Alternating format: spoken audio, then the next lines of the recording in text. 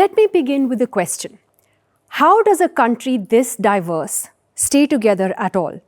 There are hundreds of languages, multiple religions, deep histories of caste, sharp economic inequality, tradition and technology colliding every day. India is not naturally cohesive. It is something that is negotiated every day.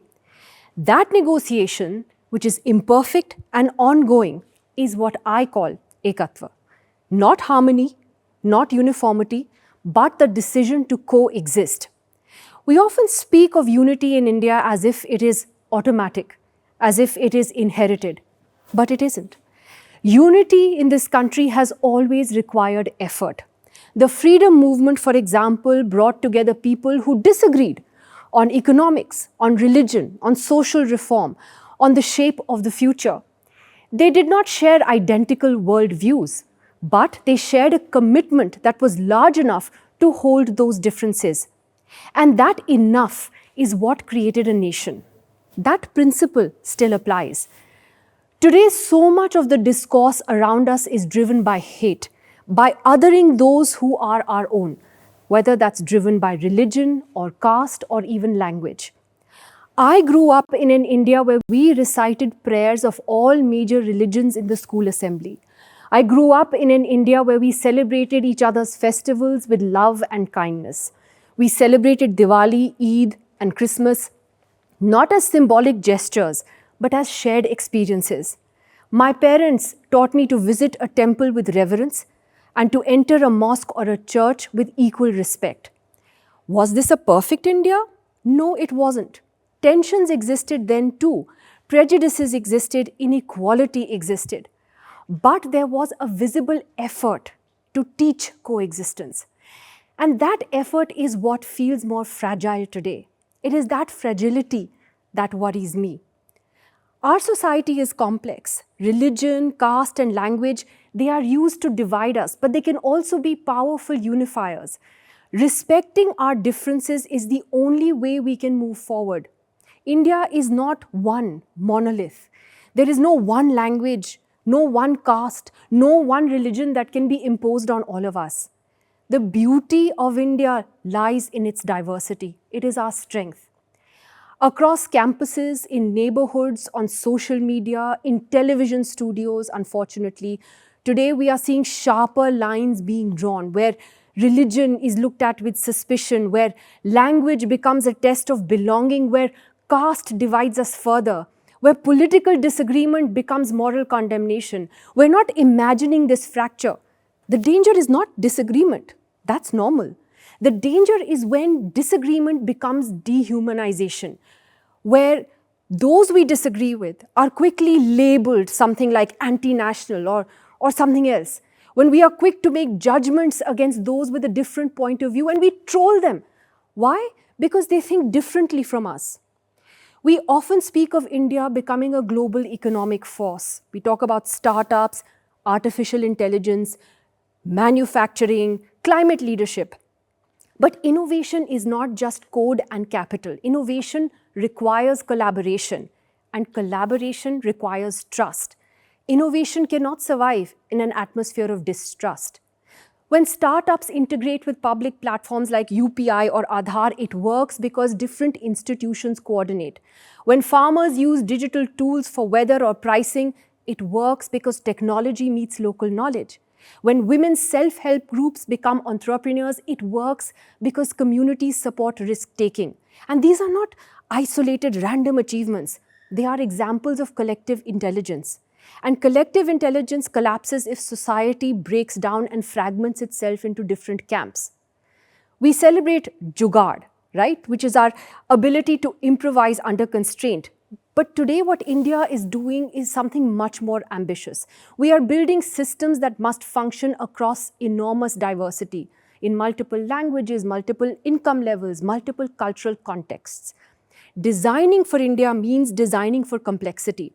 So if a solution works here, it often works anywhere precisely because it has survived that complexity. But that advantage will disappear if diversity becomes something that we fear rather than something we manage and celebrate. You know, I used to think the phrase unity in diversity was decorative, that it was a cliche. In fact, I would roll my eyes like this when I heard it growing up. But today, I realize it is more relevant than ever. And it's also strategic. Because here's a hard truth. A polarized society cannot build inclusive growth. A suspicious society cannot build ethical technology. A divided society cannot sustain long-term development. Social cohesion is not something that's just sentimental that you see in films, you know. Amar Akbar Anthony, no, I'm not talking about that. It is infrastructure. Just as roads connect markets, it is trust that connects people. And without it, systems are going to break down, they're going to fail.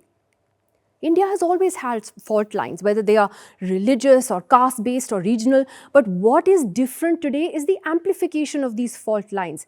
When you look at algorithms on the internet, they reward what? Outrage. Anger travels faster than any kind of nuance. Labels spread faster than actually listening to someone else. But progress does not come from shouting at the top of your voice. It comes from listening and from dialogue. Historically, debate has been central to Indian civilization, whether it's our ancient learning centers to the rigorous debate and discussion that shaped our constitution. So we are not culturally strangers to disagreement. But disagreement also requires discipline. It requires the ability to argue without stripping the other person of dignity. And it is that discipline that I believe needs rebuilding today. And in classrooms, this becomes especially important when students from different states share a hostel room together, when young people debate policy, identity, or economics, when future managers learn to collaborate across language and cultural lines. They're not just preparing for careers, they are rehearsing coexistence. The workplace of the present and the future demands collaboration across differences. If we cannot practice that socially, we will struggle economically. So please remember, India is at a very critical point today because we are aspiring to be that manufacturing hub, a digital leader, a climate innovator, a knowledge economy. But global ambition cannot compensate for internal fracture. Development requires coordination between the public and private sectors, between cities, villages, between tradition and technology, and most importantly, it requires collaboration between people. And that coordination then requires trust.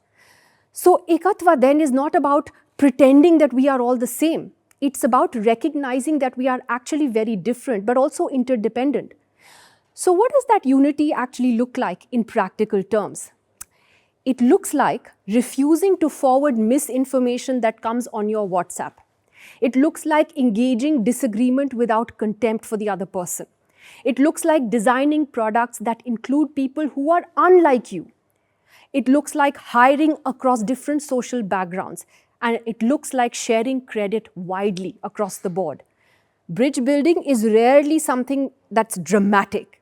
It's actually very boring and incremental, but nations are sustained by these increments. India's greatest strength today, I believe, it's not GDP projections or its demographic size. It's that despite extraordinary diversity and very real tension as well, we are still attempting to build this nation together. And that attempt must not weaken at any cost. Unity is not our default setting, as I said right at the beginning. It's an ongoing project.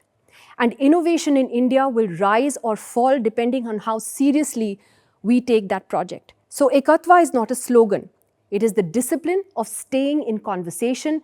It is the courage to collaborate and the maturity to disagree without division. If we can protect that, not perfectly, but persistently, then unity will not just inspire innovation, it will make it possible. Thank you.